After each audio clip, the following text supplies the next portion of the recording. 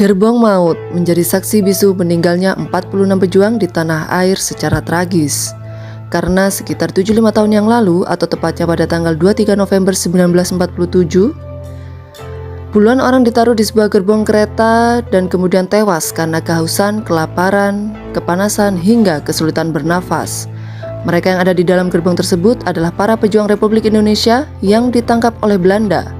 Peristiwa tersebut berawal ketika pasukan Belanda berhasil menduduki Bondowoso pada tanggal 2 Februari 1947. Belanda melakukan penangkapan besar-besaran terhadap rakyat yang dianggap secara aktif melakukan perlawanan, sehingga mengakibatkan penjara Bondowoso penuh dengan para tahanan. Menanggapi hal tersebut, pihak Belanda kemudian memindahkan para tahanan penjara Bondowoso ke penjara Surabaya dengan menggunakan gerbong kereta barang yang atapnya terbuat dari plat besi dan hampir tidak berventilasi. Mayoritas para tahanan ini terdiri dari pejuang dan rakyat sipil. Setelah mendapatkan perintah langsung dari Komandan J. van de Dorpe, para tahanan tersebut dikirim menuju stasiun kereta api Bondowoso, lalu dimasukkan ke dalam 3 gerbong yang berbeda.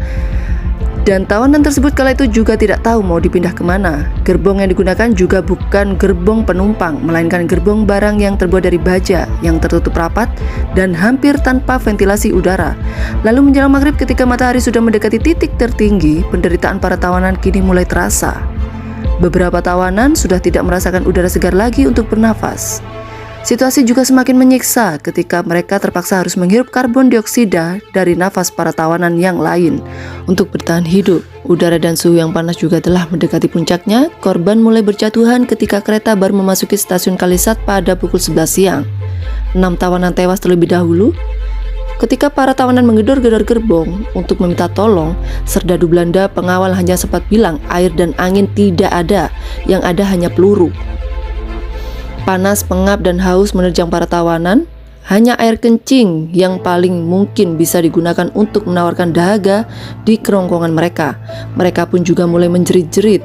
Suara mereka bahkan sudah parau. Lengking kematian mulai terdengar dari teriakan mereka.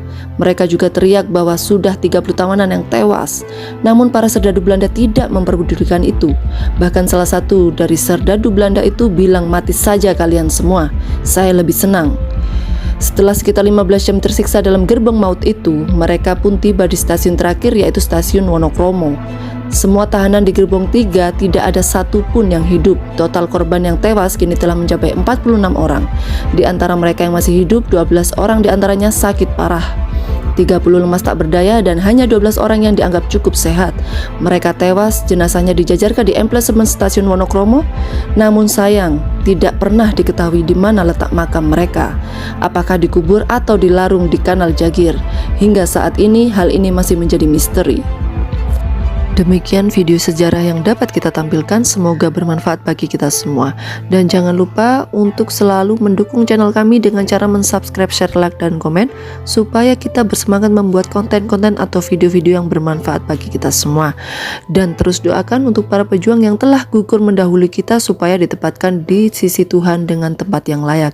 Amin ya robbal alamin. Terima kasih dan see you next time. Wassalamualaikum warahmatullahi wabarakatuh.